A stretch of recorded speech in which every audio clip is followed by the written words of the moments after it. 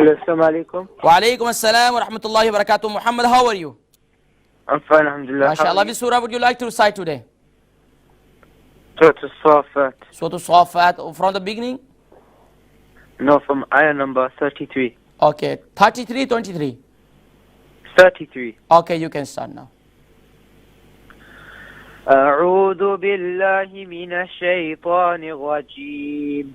بسم الله الرحمن الرحيم. فإنهم يومئذ في العذاب مشتركون. إنا كذلك نفعل بالمجرمين.